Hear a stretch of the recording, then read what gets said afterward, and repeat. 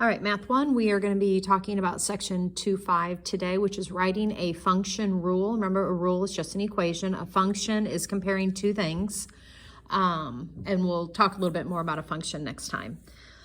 All right, what we're going to be doing is using real world problems, and we're going to make an equation for it, and then you can use the equation to help solve for things. So all you're going to be doing is looking at the word problems and coming up with keywords to know what to write. It really isn't too bad.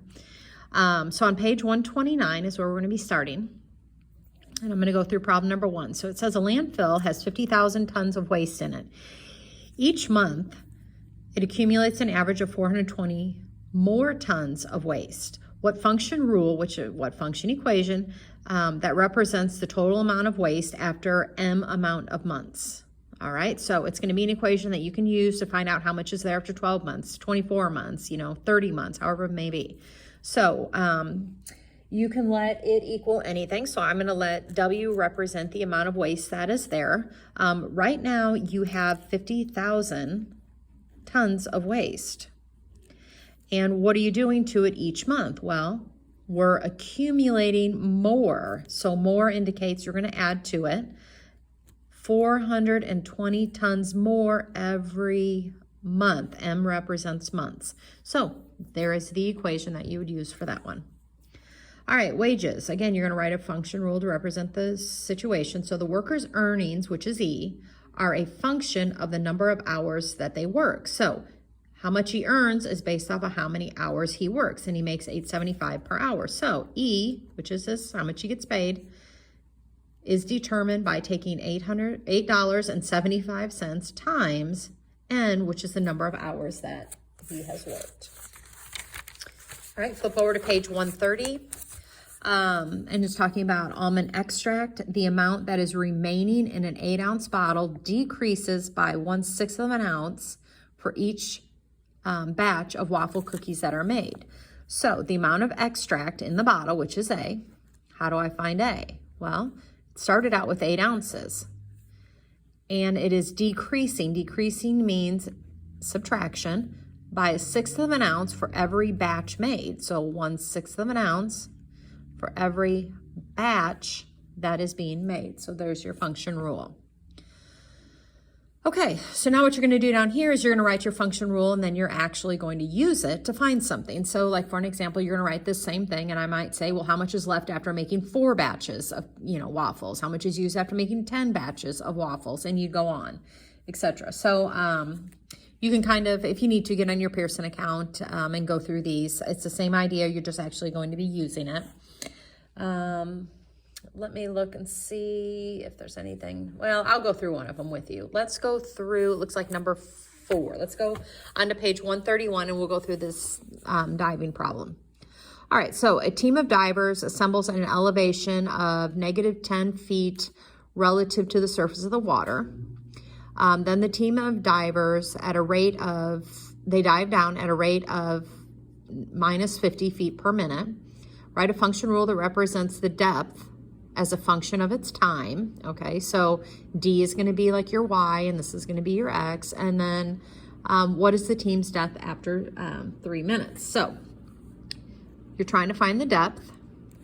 All right, and where do they start? Well, they started at -10 feet, and they're diving down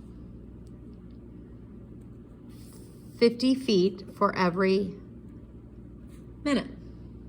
Okay, actually, let me change this to T because I think they want to use it as a function of time. So I put M for minute, but I think they wanted us to use T. So let me put T here. All right, so the question now, we have this. You need to list this. Don't just jump right to it and answer the question. So there's the equation. Now we're going to use the equation. We're going to put 3 minutes in place of that.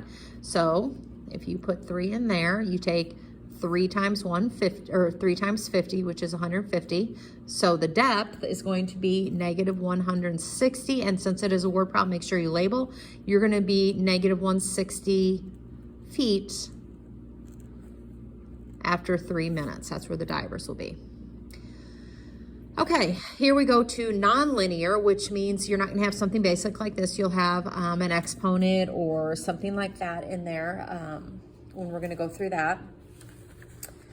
Okay, So let's go through this problem right here. It says, write a function rule for the area of a triangle whose height is 4 more than twice its base. All right, so if you can go to your tracker, I don't know if it has that in there, but to find the area of the triangle, it is area is equal 1/2 base times height, or base times height divided by 2, however you want to look at it. So we have a triangle. And it says the height is 4 more than twice the length of the base, which is really great if I knew the length of the base. So we are going to let the length of the base be, I don't know, whatever you want it to be. So let's just say B. There's the length of the base. The height is dependent upon the base. So the height, 4 more than, which is 4 plus, twice the base. Twice means 2 times. So the height is 4 more than 2 times the base. All right, so 4 more than twice the base. The base is B, so it's 4 plus 2B. Now I'm just going to go and input both of these in for the base and the height. So what is the area of the triangle? Let's write it first and then we'll figure it out. So 1/2, stick B in for this. This is going to be 4 plus 2B. Okay, if we want to go through and simplify this down, you can distribute the 1/2 and the B across both of these. Well, what's 1/2 of 4? That is 2, so this becomes a 2B. And then here, what's half of 2? It's 1, so that cancel and distribute it, and then B times B is B squared. So this is the function rule for the area of this triangle. And then the question just says, what is the area of the triangle if the base is 16? Now you're going to stick 16 into both of these and just do the math. And I believe it should come out to be the area is equal to 288, and we are listed in feet or inches. So you'd write inches squared. So I need both of those things. This is the function rule. At least get it this far. If you don't simplify it all down, at least have that written. You'd get the same answer if you plugged 16 here and 16 here and did the math. But area is always labeled in square inches, and you just go through and do that. Okay, so here we go. Write a function rule for the area of the triangle with a base that is 3 centimeters greater than 5 times the height. You go ahead and try that one and compare it with mine. So pause the video and give yourself time to do that. Okay. Now, in this case, the base is based off of the height. So I'm going to let the height be an H, and the base is 3 centimeters greater than 5 times the height. So 3 centimeters greater than 5 times the height. And I'm going to plug it right back into the same formula up here. So we have 1/2 base. My base is 3 plus 5H. And then we have our H here. You can go through and distribute that however you want to look at it, or you can leave it. It does not matter, but you're going to have 3/2 plus 5/2 H squared. Remember, H times H is H squared. So there's your thing, and then you're going to use that, and you're going to plug 6 in for H and do the math, and you're going to get the area to come out to be 99 centimeters squared. Okay, there you go. All right, so that is about it. Go through, write your equations, and if you need more help, get onto your Pearson account or email me and let me know.